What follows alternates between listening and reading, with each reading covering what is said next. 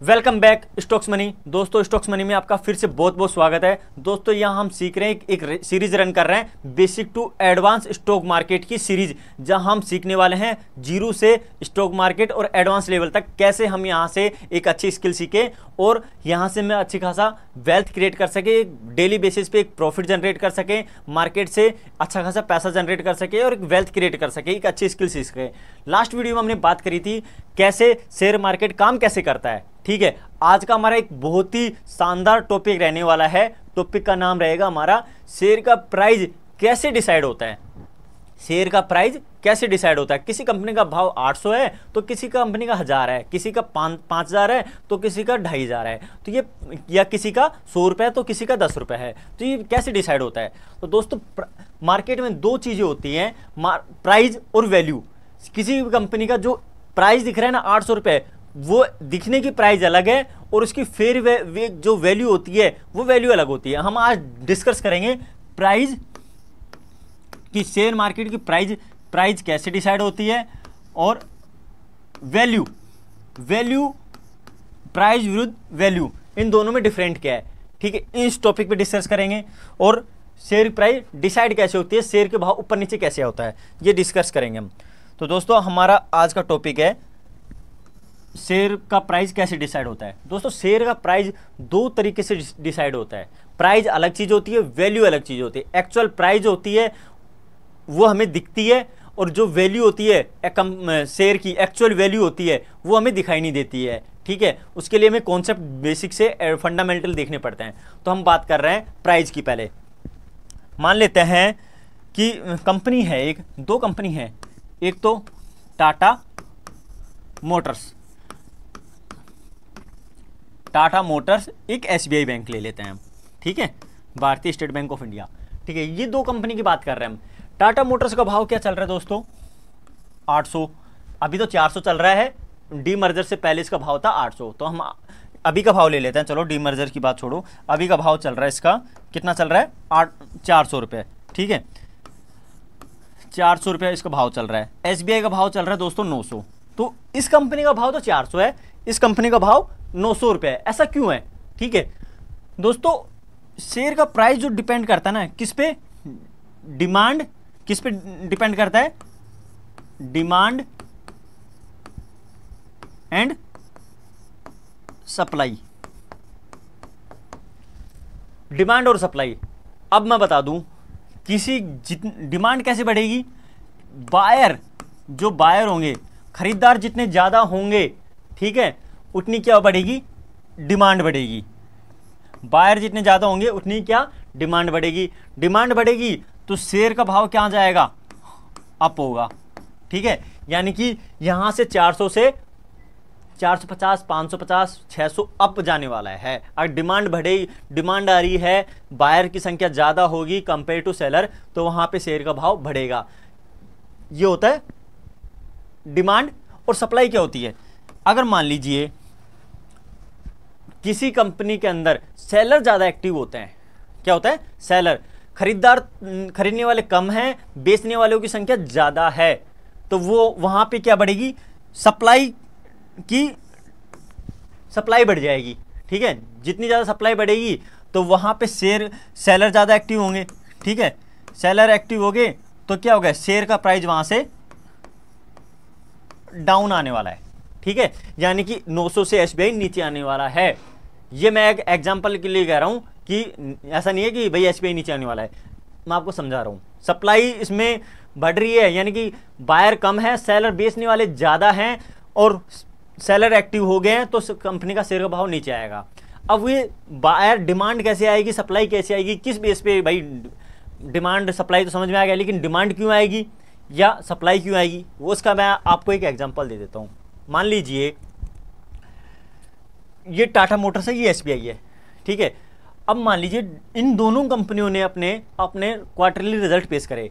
अब टाटा मोटर्स ने तो कहा भैया कि मैंने लास्ट क्वार्टरली के कंपेयर में या लास्ट ईयर के कंपेयर में या लास्ट क्वार्टरली के कंपेयर में मैंने पिछली बार मैंने कमाए थे 100 करोड़ रुपए, लेकिन इस बार मैंने कितने कमा लिए, 200 करोड़ रुपए कमा लिए मैंने। ठीक है, यानी कि हमारा जो नेट प्रॉफिट है, जो नेट प्रॉफिट हमारा वो 200 करोड़ का है। ठीक है, कंपनी ने रिजल्ट पेश करा, रिजल्ट पेश करने के बाद में बोला कि हमारा 200 करोड़ रुपए का शुद्ध मुनाफा है। ठीक है, तो अब उसने अनाउंसमेंट करा, बता दिया कि 200 करोड़ का प्रॉफिट हो गया। अब 200 करोड़ का, अब जो इन्वेस्टर हैं उनको जैसे ये बात पता चलेगी, भैया टाटा मोटर्स ने पिछले साल तो 100 करोड़ का प्रॉफिट कर रहा था, लेकिन इस बार उसने ज़्यादा गाड़ियाँ बेची हैं, ठीक है, सेल ज़्यादा हुई उसकी, तो कंपनी का बिजनेस बढ़ा है, बिजनेस बढ़ा है तो सेल भी बढ़ी, प्रॉफिट भी बढ़ गया। भैया आने वाले नेक्स्ट ईयर ये और भी अच्छा करेगी, तो यहाँ पे लोग उस कंपनी के अंदर इन्वेस्ट करेंगे, अपना जो पैसा बैंक अकाउंट से है वो निकाल के या किसी और शेयर में है वो निकाल के टाटा मोटर्स के शेयर खरीदेंगे। शेयर खरीदेंगे तो डिमांड आ गई, जितनी ज़्यादा रिक्वायरमेंट लोगों में खरीदने की इच्छा होगी उतना ज़्यादा शेयर का भाव ऊपर चलेगा। डिमांड बढ़ गई, बायर बहुत ज़्यादा हो गए, बायर ज़्यादा हो गए तो शेयर का प्राइस दोस्तों क्या हो गया, अप हो गया, आ गया। डिमांड क्या होती है, डिमांड कैसे क्रिएट होती है, इस तरह रिजल्ट बेस पे एक इसकी डिमांड क्रिएट हो गई कि हाँ भैया बहुत अच्छा रिजल्ट दिया है और यहाँ पे शेयर हो गया। डिमांड का क्रिएट करा कंपनी ने, सेल्स अपना प्रॉफिट दिखा के। ठीक है, सप्लाई क्या होती है, अब एसबीआई है, एसबीआई बोलता है भैया लास्ट ईयर तो हमने ना कितने का 100 करोड़ का प्रॉफिट करा था। ठीक, कितने का 100 करोड़ का प्रॉफिट करा था हमने। ठीक है, लेकिन इस बार हमने कम तो लोन बांटे हैं, लोगों ने लोन ही नहीं लिए। ठीक है, या हमने कुछ भी XYZ कुछ भी हो कारण हो, इस बार हमने मात्र 70 CR का प्रॉफिट करा है, यानी कि हमारा प्रॉफिट जो 100 करोड़ का था वो घट के 30 करोड़ घट गया, मात्र 17 करोड़ का प्रॉफिट रह गया। तो यहाँ पे क्या हुआ, अब मैं हूँ, मेरा पैसा लगा हुआ है SBI के अंदर। ठीक है, अब मैंने देखा यार ये क्वार्टरली रिजल्ट इसने खराब पेश करा है, तो मतलब ये अब कुछ बेहतर करने वाली नहीं है कंपनी कुछ टाइम के लिए, जब तक इसका पॉजिटिव रेस्पॉन्स आएगा तब देखेंगे। अभी मैं कह रहा हूँ, मैंने टाटा मोटर्स का रिजल्ट देखा पहले तो, अब SBI ने रिजल्ट दे दिया, तो मैंने कहा कि यार अब तो यहाँ से पैसा निकाल के मुझे SBI से पैसा निकाल के मुझे किस में डालना चाहिए, टाटा मोटर्स में डालना चाहिए। मैंने SBI से पैसा निकाला, टाटा मोटर्स शेयर बढ़ गए, मैं पैसा डाल दिया, तो क्या हो गया, यहाँ से तो मैंने बेचा, सेल करे अपने शेयर, तो यहाँ तो क्या हो गई, सप्लाई आ गई, यानी कि लोग खरीदने की इच्छा लोगों में कम है, बेचने की इच्छा ज़्यादा है, और टाटा मोटर्स के शेयर यहाँ पे बाय करने की इच्छा लोगों में ज़्यादा है, तो यहाँ तो डिमांड क्रिएट हो गई, यहाँ सप्लाई क्रिएट हो गई। सप्लाई क्रिएट होने के बाद में सेलर अपने जो इसके पहले से शेयर होल्डर थे वो वहाँ से शेयर बेचेंगे तो शेयर का भाव क्या आएगा दोस्तों, डाउन आएगा। ठीक है, ये होती है प्राइस, कि प्राइस कौन डिसाइड करता है, प्राइस को बायर और सेलर मिलकर डिसाइड करते हैं। बायरों की संख्या ज़्यादा होगी, डिमांड ज़्यादा होगी तो प्राइस ऊपर जाएगी। ठीक है, प्राइस ये होती है, और अगर सेलर की संख्या ज़्यादा होगी तो वहाँ से प्राइस नीचे आएगी। ठीक है, नीचे आएगी तो शेयर की वैल्यू डाउन आएगी। ये होती है कंपनी की, जो हमें चार्ट पर देखने को मिलती है। हम देख रहे हैं कि भाई टाटा मोटर्स का, SBI का, ICICI का, HDFC का ये भाव चल रहा है, ये होता है प्राइस। अब वैल्यू क्या होती है, वैल्यू की भी बात करते हैं हम। ठीक है, वैल्यू होती है दोस्तों फेयर वैल्यू। अब ये हमें कंपनी की वैल्यू दिख रही है, मैं इसको रिमूव कर रहा हूँ। ठीक है, आपको समझ में आ गया होगा आई होप, अगर नहीं भी आया हो तो आप मुझे कमेंट करके बता सकते हो कि भैया ये चीज़ें मुझे समझ में नहीं आई, वो चीज़ें मैं आपको क्लियर कर दूंगा। ठीक है, कोई दिक्कत नहीं है, बस आप तो मुझे एक कमेंट करके बता देना कि भाई ये चीज़ें मुझे समझ में नहीं है, ये चीज़ मुझे क्लियर कर दो, मैं आपको गारंटी दे रहा हूँ हर एक चीज़ का सॉल्यूशन मिलेगा आपको। ठीक है, अब हम बात कर रहे हैं किसकी, प्राइस समझ में आ गया होगा सबको। ठीक है, अब बात कर रहे हैं वैल्यू की, कि वैल्यू क्या होती है। प्राइस समझ में आ गया, वैल्यू की बात कर रहे हैं। वैल्यू क्या होती है, मान लीजिए इस कंपनी का भाव 800 रुपये है, और सॉरी 400 रुपये सेलेक्ट करा था हमने, तो 400 ही लेते हैं। ठीक है, तो इसका भाव है 400, SBI का भाव हमने डिसाइड करा था 900। अब ये हो सकता है कि ये जरूरी नहीं है कि इसका भाव 400 है। ठीक है, तो इसका एक्चुअल वैल्यू भी 400 ही है। वैल्यू भाई अलग हो सकती है, वो डिपेंड करती है कंपनी के फंडामेंटल पर। ठीक है, वैल्यू हो सकता है कि 400 के, इसकी एक्चुअल वैल्यू कितनी हो सकती है दोस्तों, 400 से 500 भी हो सकती है, या फिर 400 से 350 या 320 या 300 कुछ भी हो सकती है, या इसका एक्चुअल वैल्यू 600 भी हो सकती है। ठीक है, ये होती है वैल्यू। जो एक्चुअल वैल्यू होती है वो डिसाइड होती है कंपनी के फंडामेंटल से। ठीक है, प्रॉफिट ग्रोथ से, ठीक है, डिविडेंड से, बहुत चीज़ें होती है, ROC से होती है, ROE से होती है, फेस वैल्यू से होती है। ये फंडामेंटल हमें समझना पड़ेगा। और वैल्यू किससे रीड करते हैं हम? फंडामेंटल से, ठीक है। अर्निंग पर शेयर क्या है कंपनी का, फेस वैल्यू क्या है, कंपनी के पास में डेप्ट कितना है, ठीक है, कंपनी के पास में आरओसी कितना निकाल रही है, आरओसी कितना निकाल रही है, ठीक है। ये सारी चीज़ें हम यहाँ पे देखते हैं कि कंपनी का मार्केट वैल्यू क्या है, कैपिटलाइजेशन क्या है, ये सारी चीज़ें हम एक्चुअल कंपनी का जो भाव होता है ना वो वैल्यू से निकलता है, ठीक है। उसके लिए हमें रीड करना पड़ता है फंडामेंटल, ठीक है। तो वैल्यू अलग चीज़ होती है कंपनी का, एक्चुअल वैल्यू से एक्चुअल भाव, ठीक है। यानी कि मान लीजिए अगर इसका भाव तो अभी चार्ट में हमें 400 दिख रहा है, ठीक है, और भाव फेयर वैल्यू इसकी निकल के आ रही है कितनी, 300 रुपए। तो ये आवर वैल्यू, दो चीजें आ रही हैं, आपको नई चीज वर्ड्स आ रहे हैं, आवर वैल्यू और अंडर वैल्यू, ठीक है, अंडर वैल्यू। तो ये चीज होती है अपनी आवर वैल्यू, अंडर वैल्यू, ठीक है। ये दो शब्द हो गए अपने, अंडर वैल्यू और आवर वैल्यू, आवर वैल्यू। यानी कि अगर मान लीजिए कंपनी का एक्चुअल वैल्यू तो 300 है लेकिन प्राइस दिख रहा है 400, तो ये हो गया आवर वैल्यू। क्या हो गया? Our value. यानी कि एक्चुअल भाव से बहुत ज्यादा ऊपर चल रहा है, यानी कि डिमांड है तभी तो ये आवर वैल्यू हो रहा है। और एक होता है कि भैया कंपनी का ये भाव तो इसका क्या है, एक्चुअल वैल्यू तो 300 है लेकिन प्राइस डाउन आ रही है, तो वो एक्चुअल वैल्यू 300 है लेकिन शेयर का प्राइस 200 रुपये ही है, तो वो हो गया अंडर वैल्यू, ठीक है, कि कंपनी का अभी भाव अंडर वैल्यू चल रहा है।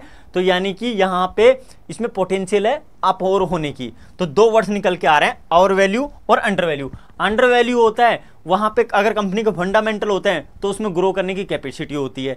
आवर वैल्यू हो जाता है तो यानी कि उसमें बायर ऑलरेडी बहुत सारे खरीदार आ चुके हैं, यानी कि बहुत ज़्यादा शेयर अपनी एक्चुअल वैल्यू से बहुत ज़्यादा बढ़ चुका है। लेकिन अंडर वैल्यू में कि भैया फेयर वैल्यू तो 300 है लेकिन शेयर का भाव प्राइस 200 ही है, तो अभी अंडर वैल्यू है, यानी कि अभी ये अंडर परफॉर्मेंस कर रहा है, अभी शेयर पे दबाव बना हुआ है, ठीक है। ये चीज़ें डिसाइड होती है, आवर वैल्यू और अंडर वैल्यू, ये दो शब्द होते हैं। इनको भी हम डीपली समझेंगे बाद में, अलग से कॉन्सेप्ट आएगा, अलग से टॉपिक आएगा, इसका डिस्कस करेंगे, ठीक है। तो मैंने आपको बताया कि फंडामेंटल के बिहाफ पे हम डिसाइड करते हैं कंपनी की फेयर वैल्यू। अब मैं आपको एक स्लाइड दिखाता हूं दोस्तों, ठीक है। ये स्लाइड है प्राइस वैल्यू में डिफरेंट। प्राइस वो होता है जो मार्केट में दिख रहा होता है। क्या होता है, देखो मैंने लिख रखा है, पीडीएफ बना रखी है आपके लिए। प्राइस वो होता है जो मार्केट में दिख रहा होता है, वैल्यू वो होती है जो कंपनी के परफॉर्मेंस फंडामेंटल पे डिपेंड करती है, ठीक है। उसकी असली कीमत कंपनी के फंडामेंटल परफॉर्मेंस पे डिपेंड करती है।